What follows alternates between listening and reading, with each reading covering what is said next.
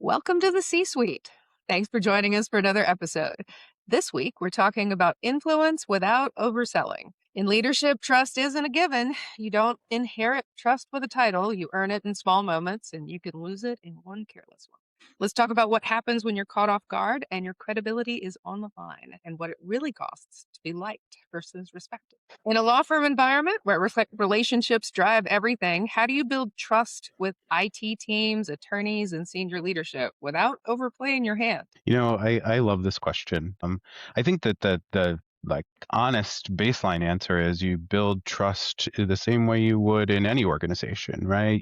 You protect the people that rely on you. You do what you say you're going to do. And, the biggest, or one of the biggest things is, you prevent people from being surprised by things, right? But when I think about how this relates to my team specifically, I think the way I would phrase it is, good leaders stand in front of their team when things go wrong, and they stand behind their team when things go right. If your instinct is to explain or manage up that something happened because it was a failure of a member on your team or a failure of a vendor or some other, resource constraint, I think ultimately, you lose the room, right? The way to build trust is to work the problem, own it, and demonstrate that you are in a leadership position for a reason, right? And then similarly, when things go right, you stand behind your team. You put them out as the folks that own the accomplishment. And so I think those are kind of the ways that I think about it with respect to my team. When I think about it for attorneys, though, to unpack your question further, that's a little trickier, right? Because attorneys are trained, they go to school to be skeptics, right? And so I think, the fastest way to kind of lose credibility with the attorneys is to overpromise, underdeliver, to use some cliched terms, right?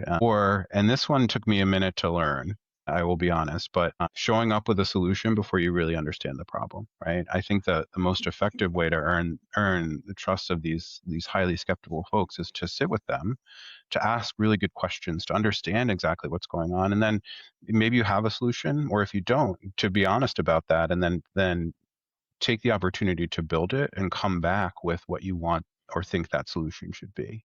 The best CIOs that I see are the ones that really stop seeing themselves as, someone who brings, a piece of technology into the firm, right? But really start bridging that gap. You speak multiple languages. You speak the language of kind of revenue and risk, and you speak that to the partnership, and then you speak the language of systems and scale, I guess is the best way to say it.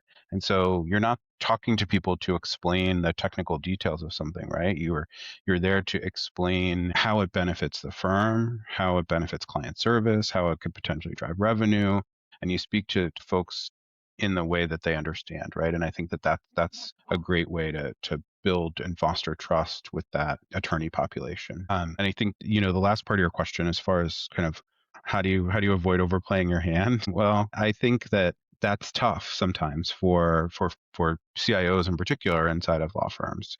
There's a you know, there's a defined sort of hierarchy and power structure, and culturally it looks different across different firms, right? And some firms are much more open to new ideas and to being egalitarian than others. But where you can stumble, I think, is if you push things too hard, right? If you push an agenda too hard, if you try to drive mandatory adoption towards something, if you're really pushing enforcement of governance or technology transformation on a time frame that doesn't match the culture of your organization, that's where you tend to get into a little bit of trouble. And so to avoid that, you think about how to make things in a certain sense feel like they were other people's ideas, right? To come and sit in front of an audience and talk through the strategy of the problem and then work toward the solution, but by encouraging feedback from them and then reframing it in a way, right? And so that's I think the best way to make sure that you are not overplaying your hand, so to speak. I think it was really hard for me to learn that solving the problem didn't necessarily solve the problem, that listening and really making sure that people kind of came on the journey and felt heard, where it was just as important as implementing a solution, because if Hmm. they didn't feel the buy-in on it, then it wasn't going to actually solve the problem. Yeah, and a lot of times I really find that that means being in the room with people, right? Listen, I'm the CIO of a law firm. Technology is, in my blood in a way, but nothing beats, when I show up at an office that I maybe don't spend a lot of time at, and I take an opportunity to create a space where I can just talk to people and get their buy-in on things, right? I spend an awful lot of time doing that. And it's a fun part of the job, but I think there's something to be said for being in a room with people, being able to read their body language, being able to feel them respond to you and to the solution that you're hoping to drive toward. That makes a big difference. When you were speaking, Michael, I was thinking about that last part of that question about what does it look like to overplay your hand? And it's when people start shutting down, when your supervisor just they're done with whatever you're talking about. And the way you prevent doing that is you read the room, which is exactly what you're talking about with any of the groups of who you're speaking with, whether it be your fellow teammates, but it's also for those partner groups that you're speaking to or your supervisor. You're trying to read the audience so you know where the line is of where you might 100%. over explain things unnecessarily. Yeah. I can't tell you the number of times I go into a meeting and I might have, I don't know, if I have 10 things on the agenda and I make it through five, because then you read the room and you realize, okay, this is the tipping point. So I'm going to leave it here, right? Go out on a high note, like Costanza style. Wasn't he the one that liked to leave the room on a high note? Yeah. So yeah, that's very good. That's a really good setup for my next question, which is All right. yeah, no, thank you for that. The scenario is you're in a meeting, someone asks you a question you cannot answer, and your credibility feels exposed. What do you actually do in that moment? So that's happened to me, and I'm willing to bet that it has happened to everybody everywhere at least one point in time. And the way you get good at it is learning what does and doesn't work. And I have three things that I have found that is helpful. So the first of which is I'm one meeting away from being asked a question that I don't know the answer to. And it could be a question that matters. I mean, this is coming to all of us. So the first of which is looking people straight in the eye. And I'm just going to build on the point of reading the room. If you're in a conversational position, you can say, that's a great question. I'll get back to you. Simple as that. You don't have the answer to your question. If it is more, I'll say, factual or serious, it's perfectly fair to say, I don't have an answer at this point in time. I will research that and get back to you, which is another version of the first one.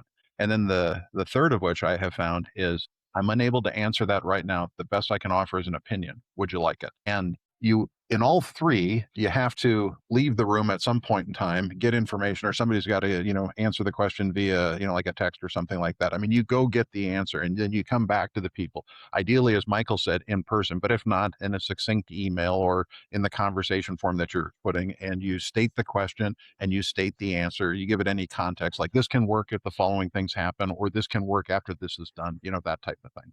And if you offered an opinion and are wrong and you now know it, you admit it. You Uh-huh. say, by the way, I was wrong on point number two, or I was wrong on points 2 through 5, or whatever. But what I was correct was on the following. And here's the correct answer, that type of thing. And I don't know that anybody expects everybody to have the answer to everything at every moment in time. It'd be wonderful if we had, instantaneous recall and such. People to a certain degree will accept a small amount of hallucination from an AI system and be okay with it. They really hate when they feel that you're fibbing or that they can't trust your answers. They would rather hear, this is clearly an opinion. I reserve the right to be wrong, some version of that, as compared to absolutely. And then you find out it wasn't absolute. That really erodes credibility very, very quickly. Could not have thought of a more perfect answer than what you just explained, Jim. We work with professionals that are trained from law school and beyond in their experience to sniff weapons grade polonium wherever they go. So you cannot try to provide a snowy answer to something to professionals like that. Your answers about I don't know, I'll get back to you are the right approaches to that because they don't always know the answer. They're coming to you for an answer, and if you don't know, you'll find out. That's our job is the figure outer, right? I think that's hard. I mean, yes, 100%. I think that is, it feels like the most natural thing in the world to lots of us, but I think there's plenty of folks, maybe some of them listening, that would say, man, it's sometimes so hard for me to admit that I don't know the answer, right? And I agree with both of you. I think I sometimes respect people more when they're not trying to feed me a line of BS about something, right? I want to know. If you don't know, then go find it and come back to me and knock my socks off with whatever you're coming back to me with, right? Like, take it as an opportunity and don't look at it or perceive it as a weakness. I think it's absolutely true, but I think there's a limit to that as well. Like if every answer is, I don't know the answer, I'm going to have to get back to you. If Well, yeah. somebody asks you something in a meeting, then you lose credibility fast. Like you've got to be able to play that card rarely or, maybe once in a meeting, but not every time somebody asks you a If question. it's coming up that much, though, Yeah. then that means you're not preparing for those meetings. You're not anticipating what could occur and what types of questions and situations that are going to happen in those meetings. So it does take some prep work to make sure you are averse to the common things that might come up in that particular subject Mhm. meeting. Yeah, everything that we've all said, 100%, and they can be awkward moments. I will occasionally be in the position of when will that agreement come due? Gosh, is it next year? Is it next month? Here, let me log in and I will find it because I've kept track of it in this system. That's a perfectly valid answer. I don't think anybody's expecting perfect recall. But to the point of reading the room, if you're in a situation, and Stacey, let's just pretend that we're in a room and the conversation is going sideways, isn't friendly, is feeling kind of tough and all that. Another thing that you can play is, look, and you just admit it. I'm not ready to speak about this. I'm happy to go prepare and I'll schedule another time so that we can, talk this through. Let's not waste any more time on this particular point. I don't have those answers. And you just end it. Well, because that's absolutely Less happened. than perfect answer, but that's better than Well, and where the meeting isn't about what you thought it was about, right? It was scheduled under right. one concept, and then they've decided to bring in a completely different topic that no one's prepared to discuss. Oh, I've that never never had happens. that No. Yeah. But I think, yeah, I sort of respect somebody being willing to reframe something in Mhm. that way, right? So Yeah. And there's a positive upside to this too. If you're having a good meeting with somebody, okay, and it could morph into strategic planning. Maybe you're talking about what happened last week or whatever, and suddenly it's shifting into, oh, we got some, we have 10 more minutes. Let's talk about that thing that you hadn't prepared for. Okay, well, you can go with it from a conversational standpoint as compared to, let's see, there's so many, yeah, buts and it depends and all that. Read the room. If you can roll with it, go for it. If you can't, be honest. If you have to punt, punt, but come back with an answer that is factually accurate later in a form that they can accept. And if you Absolutely. got it wrong, admit it. I love that. So, what are the trade offs between being liked and being respected? And how do you navigate? Oh, what an interesting question. It's almost like the person who asked this question from the audience was thinking they're opposing items that a leader must try to balance between. And when I hear this question, I think, am I really trying to lead or execute the job that the firm hired me to do in order to be liked Mhm. or in order to be respected?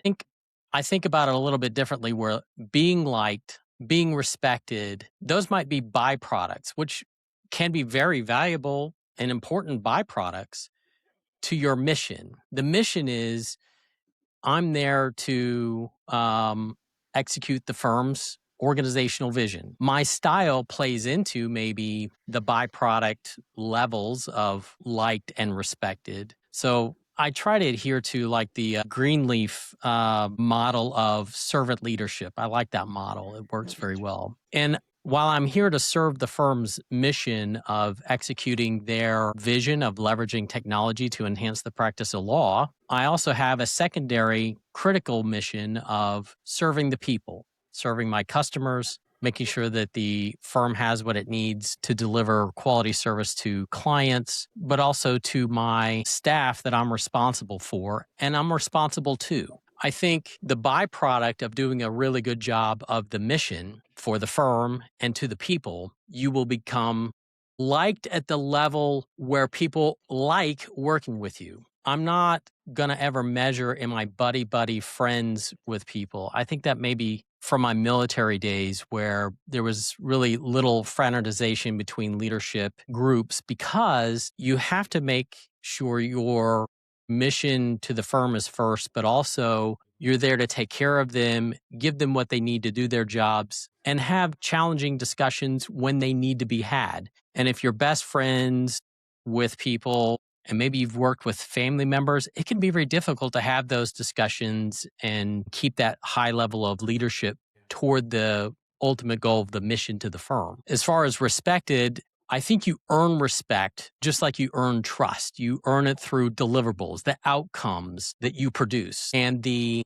way you make people feel in how you do that. You want to treat people with respect if you want to get respect. So I think that's how I navigate through those two particular topics of liked and respected. I don't see them as out of balance, like one goes up and the other goes down and vice versa. They are commodity of byproducts from the work that you're doing for the firm. And I think, I think about this, framing this around like you can like somebody and you can have a relationship with them and be invested in them, right? And still create those respectful boundaries, right? And it doesn't mean that you have to sort of always be in this like authoritarian position, if that's the right way to say it.